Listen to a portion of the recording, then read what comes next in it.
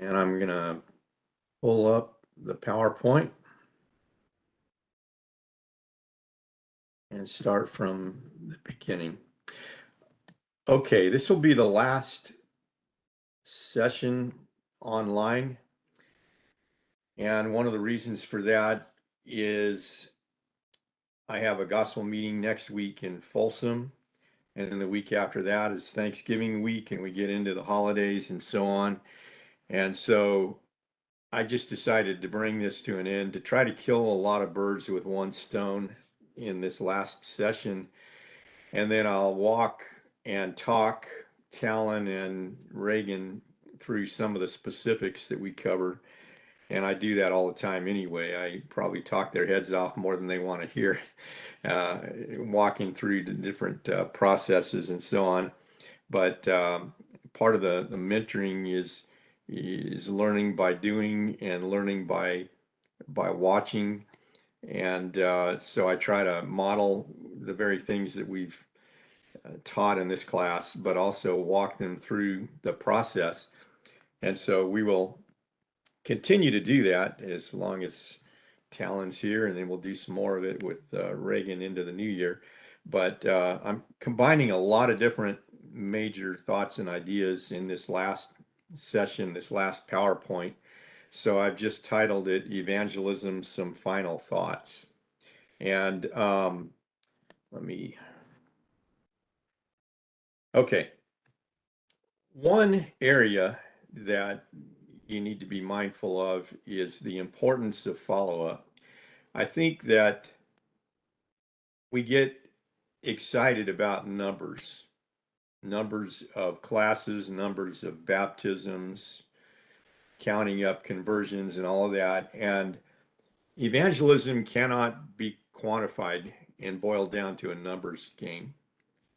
And one of the most important things to realize is that evangelism is not complete until we have followed up with individual converts. There are a lot of things that need to be reinforced rather than leave people dripping wet in the baptistry. That's where the real work begins. And so new Christians will need a lot of support. They will need to be integrated into the local church family and introduced to new people and new friendships formed, follow up done in the context of those spiritual relationships. There will be a need for a lot of training, for examples, for mentoring, for the establishment of new friends in brothers and sisters in Christ. It may well be that old friends will reject them when they begin to change their whole life pattern and turn from the world into the church of Christ. They will need older brothers and sisters to walk them through and to put an arm around them and to embrace them and bring them in and welcome them into the family. They will need a lot of direction, a lot of advice and wisdom in how to overcome those initial hurdles, overcome buyer's remorse, overcome doubts and fears in beginning to walk with Jesus and start this brand new life. They will need enlightenment on how to use their talents in God's service. And they will need reinforcement about the commitment of being a faithful Christian.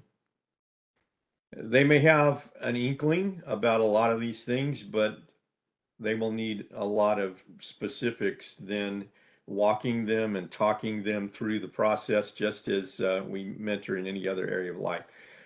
And what I try to tell them right off the bat, and even before they're baptized, is that baptism is not the end of the process, but the beginning of a new life. That's not where things end, that's where they begin. And as long as they're aware of that the whole point of this exercise is not to get them to the baptistry and then say, see ya, but that's where it all begins.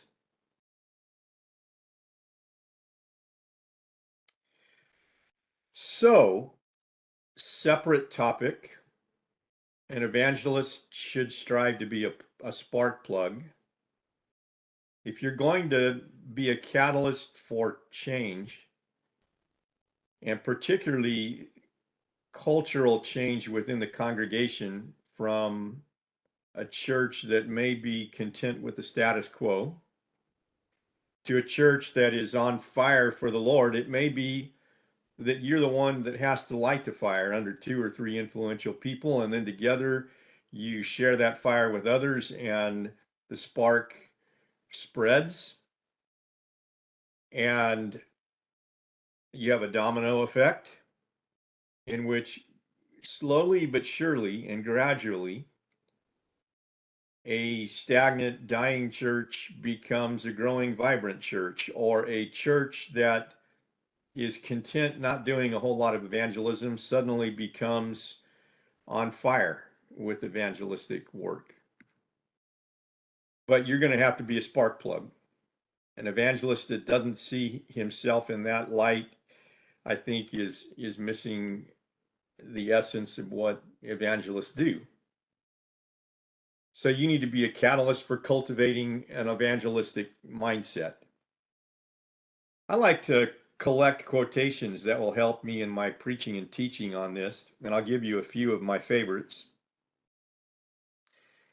John Blanchard said, "The great need in the church is for a spirit of evangelism, not just a spurt of evangelism." T.J. Bach said, "Many of us cannot reach the mission fields on our feet, but we can reach them on our knees." D.T. Niles said, "Evangelism is one beggar telling another beggar where to find bread." Robert Coleman said, "When our hearts are filled with Christ's presence, evangelism is as inevitable as it is contagious." And Roy Jocelyn said, "Evangelism for the early Christians was not something they isolated from other aspects of Christian living in order to specialize, analyze, theorize, and organize. They just did it." I would even suggest to you that a non-evangelistic Christian is an oxymoron. A Christian who is everything he or she ought to be and should be is contagious about evangelism as the very essence of what it means to be a Christian, to extol the excellencies of him who called us out of darkness into his marvelous light. 1 Peter 2 and verse 9. So you have to be a catalyst. You have to be a motivator.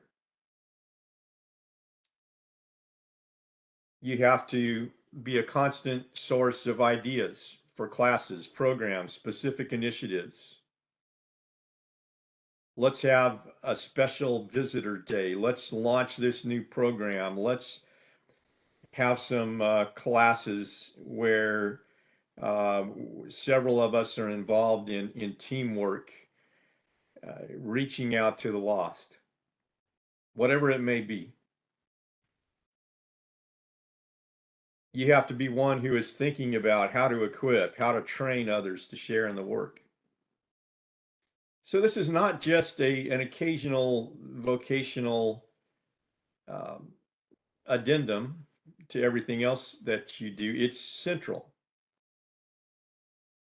And so you are constantly thinking about working it in your preaching and teaching, working it in your ideas that you express in business meetings or elders meetings, ideas that you're constantly planting, like planting seeds when you're doing teaching or just in conversation with your brothers and sisters.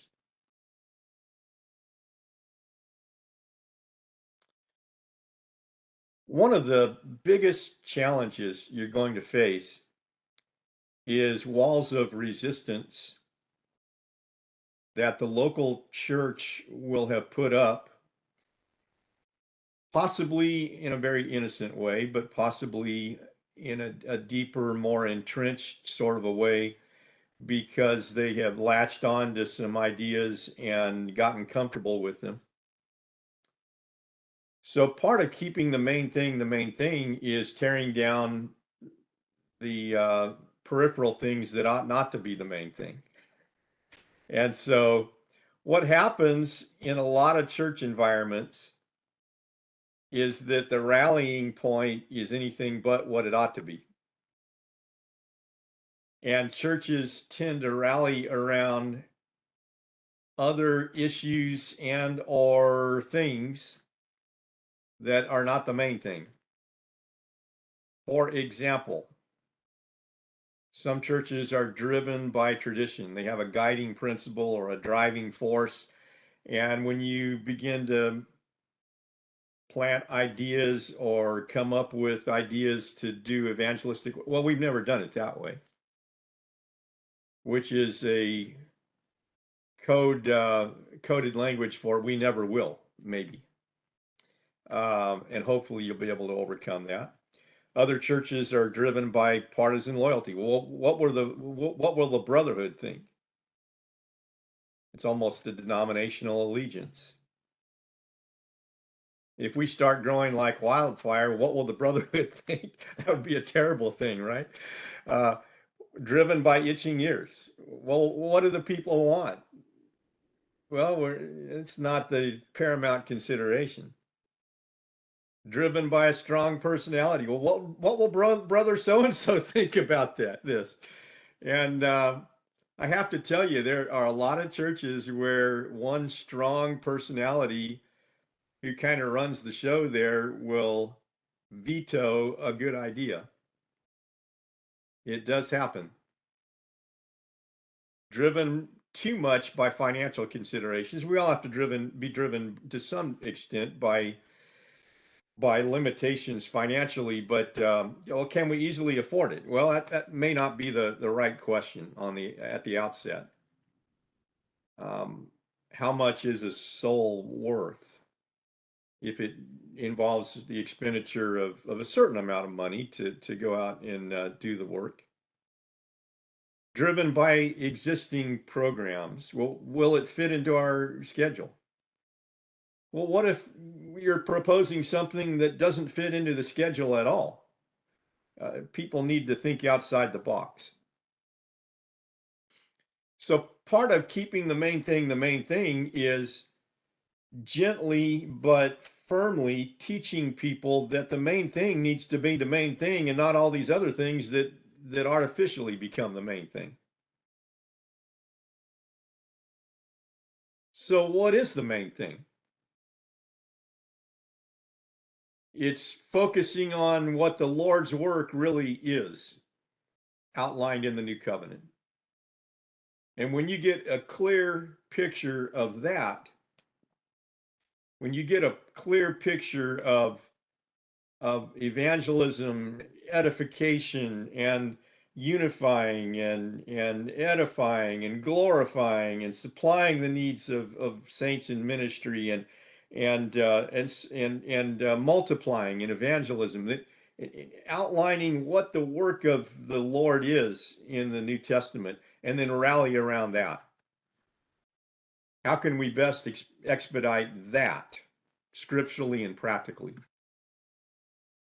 When our focus is what it ought to be and where it ought to be, as wise master builders who are adaptable in matters subject to human judgment, becoming all things to all people, constantly asking, is there a better, more focused way of expending limited funds and energy to get the job done and to do it well? Getting focused on what the Lord tells us the main thing is. And if we get very clear on what the main thing is, how can we do the best job we can possibly do? And that may be wiping the board clean and starting from scratch. It may not be doing 2 gospel meetings a year, one in the fall, one in the spring, because you've always done it that way. It may be, okay, how can we accomplish what we were originally intending to accomplish with these meetings? Is there a better way to do it? Maybe. Maybe not. But let's think about the best way to accomplish what we're trying to accomplish. And focus on our God-given purpose and build the team around that purpose, build the local congregation around that purpose.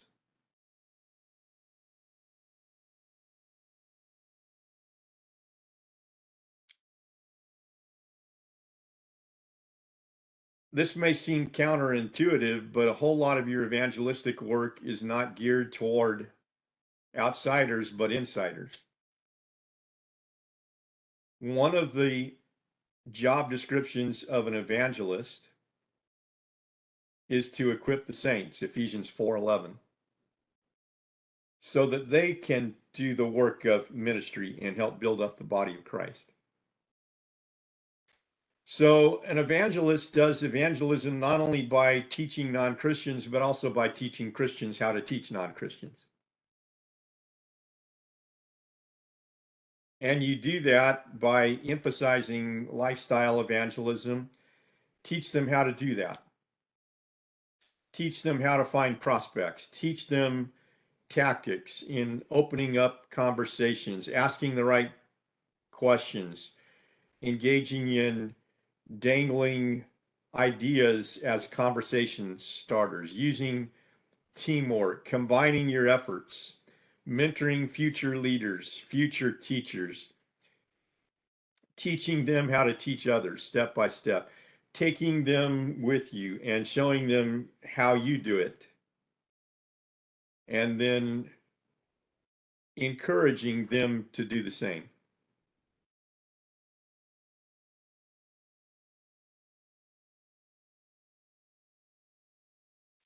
Part of what you want to do as evangelist is encourage the local group to become more outwardly focused rather than inwardly focused. There are a lot of churches that think they're the friendliest church around, and they're friendly to each other and is about as unfriendly as possible to outsiders.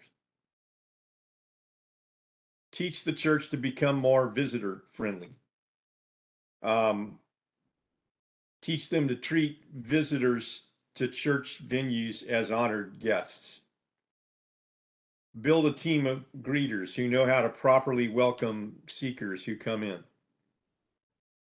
Follow up well. Make sure you're following up and you're teaching other members of the church to help you in follow-up efforts. Build a congregational culture that is friendly and welcoming to outsiders.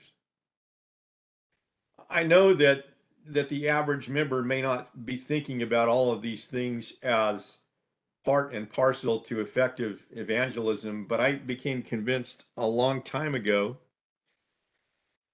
that everything we do as a church has evangelistic implications. Partaking of the Lord's Supper is something in which we proclaim the Lord's death until he comes. That's an evangelistic implication. When a visitor walks in the doors and sees our reverence for God, there are evangelistic implications in that. When the singing is enthusiastic and motivational, there are evangelistic implications in that, as opposed to a song service that just falls flat because the song leader has not done adequate preparation. There are evangelistic implications in everything we do together as a church.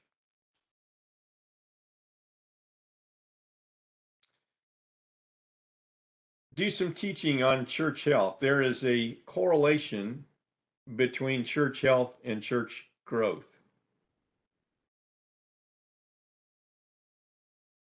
Stagnant, dying churches usually have some common traits.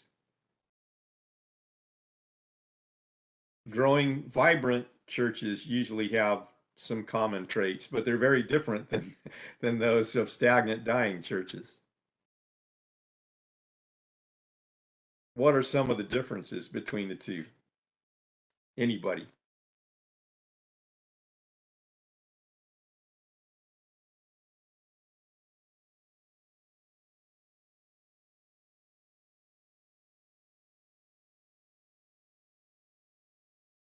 You might unmute yourself there. What are the differences between the growing and the And the stagnant churches is probably initiation in um, communicating with visitors and also seeing what visitors think about the service instead of coming in and wondering why they were there and then just leaving without any sort of follow-up or knowing what they contribute to what happens at the church or being offered to be taken out to lunch. Okay. Yeah, and there are ways that you can measure that. You could do a follow-up survey with visitors. Certainly, I highly recommend follow-up emails or cards if they don't leave an email address on their guest registration card or visitor card. Hopefully, they leave an address or a phone number, and you have to follow up. You have to let them know your visit was valuable to us, and we appreciate it very, very much. And we are here to serve your spiritual needs if you have any, and we're here for you. And so that would certainly be on the list. Anything else?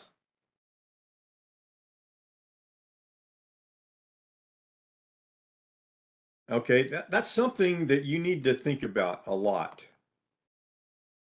because it will certainly uh, involve, on your part, raising the awareness of brethren about the difference between the thought process in a stagnant, dying church and the thought process in a growing, vibrant church. There are certainly going to be some evangelistic implications between the two. That doesn't mean that stagnant, dying churches have nothing but bad people, and growing, vibrant churches have nothing but good people. There can be very good people in a stagnant church and very bad people, in some cases, in a growing church. But there are also some common denominators of why stagnant churches are stagnant and why growing churches are growing. And I have a lesson on why healthy churches grow, and I cite the largest church growth study ever done. And just suggests that there's more to soundness, there's more to health than meets the eye. It's not only sound teaching, but also healthy disciples, healthy families, healthy interaction, healthy fellowship, healthy interpersonal dynamics. And in the largest church growth study ever done, there were 8 factors that were isolated in which all super healthy, super growing churches have high scores on if there are qualitative measures that can be measured at all. And 8 qualities of healthy churches that are growing churches. Um, each one of these has a fundamental core idea. Empowering leadership, that would be leadership that seeks to empower, involve, and give investment and ownership opportunities to every member. That this is not the leadership's church, it's the Lord's church, and that means all of us have a part to play, and that means you. And therefore, your input, your ministry, your um, your ideas and thoughts and involvement are very important. The hand cannot say to the foot, I don't need you. We need every member to be involved in some capacity. And so the leadership strives to increase involvement levels rather than to squelch them. Gift oriented ministry is an outgrowth of that, in which people's God given talents and abilities are nurtured, identified, and put to work. Realizing that a cookie cutter approach is not going to work because my talents are not your talents are not my talents, but together we can do a whole lot more than we can alone. Passionate spirituality, involves enthusiastic worship assemblies, passionate prayer, contagious singing, people who are on fire for the Lord, and coming together in a worship service that exudes all of that passion. A stagnant, dying church often is missing several notches of that passion. Processes that are scriptural and get results, as opposed to marriage to stale tradition in which churches are going through the motions in automatic pilot in a very mechanical sort of a way. But growing healthy churches think about what the Lord wants us to do and how we can best accomplish it. And so there's fresh thinking about how to best expedite that. Inspiring worship assemblies that move people to great heights spiritually. Think about when someone puts a lot of thought into a prayer. And I've come up to people and said, that was a good prayer. And I really appreciate you putting a lot of thought into exactly what you were going to say to God on behalf of all of us. Holistic small groups in which churches grow bigger by growing smaller, whether it's from house to house or taking a big Sunday morning Bible class and spawning off several smaller ones in which people could consider the truth of God in application-rich environments and think about how to become healthier spiritually in a small group setting. Need-oriented evangelism that focuses on the benefits. It does not focus on the confrontational aspects of evangelism, but on the benefit aspects of evangelism. Why am I a Christian? What do I get out of it? I need to be able to articulate that to somebody else. And then loving relationships. In a healthy, growing, dynamic environment, you've got a lot of love expressed and practiced in very concrete ways.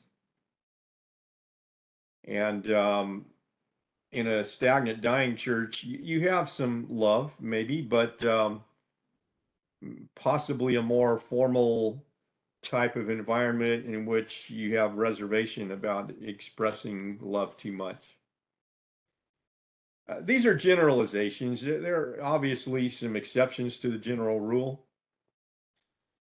but healthy, vibrant churches tend to maximize these kinds of considerations. And there are evangelistic implications to all of them. So the takeaway here is evangelism is never divorced from the healthy internal dynamics of a congregation.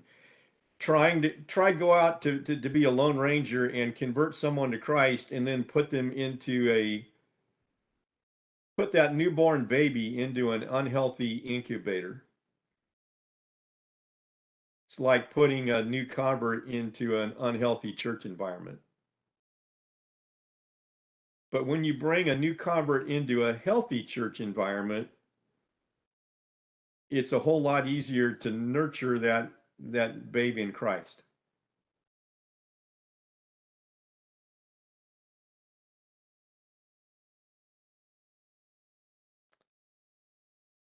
It's like taking all of the spiritual ingredients and sailing with the wind versus trying to force an issue unnaturally. And when we take all of the resources that God has given us and we bring them all together, it's like the second picture versus the first one.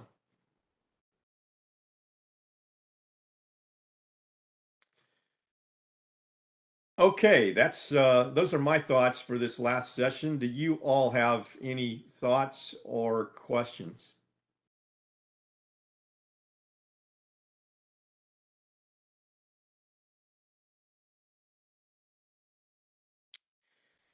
If not, then Talon, Reagan, and I will explore some of these issues privately and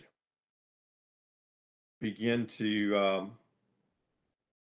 put a few more specifics on the generalizations in the days and weeks to come. Yes. Okay, sorry, my microphone wasn't working there. How do you, and I suppose we can go more into this later, but if you see a church that doesn't have these attributes, how do you start addressing that? How do you start turning them towards a loving church or a faithful church? Yeah. I would approach it in 2 or 3 different ways. One, you have to begin to approach it publicly in your teaching and preaching and start working in applications in your lessons, even if you're teaching on an unrelated subject. If you happen to find an overlap, you work the application in and you work it in again and again and again and again until and you begin to think of creative ways of addressing a deficiency. And it may be throwing in really concrete illustrations that are not so close to home, but are parallel to what you're experiencing, but maybe an illustration from somewhere else, or a book that you've read that addresses an issue and gives a dynamite illustration that everybody can relate to, and yet it's not so close to home that it offends the socks off of them, but that they get the point. And then you begin to address it privately behind the scenes with certain key individuals that carry some influence. It may be elders, it may be people that have influence in the congregation who will not be hard to persuade in terms of seeing the need. And it helps if people have a frame of reference that includes what may go on in a healthy congregation versus what goes on in a dying, stagnant environment. If they don't have that frame of reference, it's hard to be able to give them a vision of what can be as opposed to what is. But usually there's enough give and take and turnover in congregations that people come from enough places where they've experienced multiple environments and are able to say, okay, this is how it's done here, but this is how it could be. And you begin planting seeds of, we're at point A, we need to get to point B, then point C, then point D, and we're not going to be able to tackle this in one fell swoop, but we can tackle it one step at a time.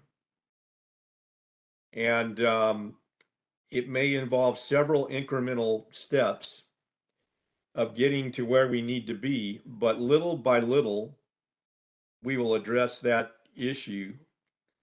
And by raising awareness with a few, and then raising awareness with a few more, and then case in point, Steve Patton of University Church in Tampa, Florida, I was talking with him one time, and he had an evangelistic group that met with him on Saturdays. And they would talk about prospects. They would pray over their prospects. They would encourage one another and to follow up more effectively. And then that group of people would put their antennas up on Sundays and really be on the lookout for putting the welcome mat out and following up with visitors and to give them priority. And little by little, that had a cumulative effect that began to spill over into other people. And so what started out with the mustard seed principle all of a sudden begins to expand. And little by little by little, you have a church that becomes more evangelistic over time. And then you build on that momentum. And so it's a multi-pronged approach that combines teaching, preaching, private conversation, mentoring, actual doing, and involving others in the implementation until it begins to catch on, and then it begins to be contagious, and then you begin to build some momentum, and eventually the momentum begins to snowball and becomes a viable force that no one can help but notice. And then you begin to build on that momentum, and you go up a few notches, and you help take the church to the next level incrementally. I don't think this is a comprehensive answer, but it's a beginning of an answer of how I would approach that. And it's something that I have actually done in several churches. Okay, other thoughts or questions?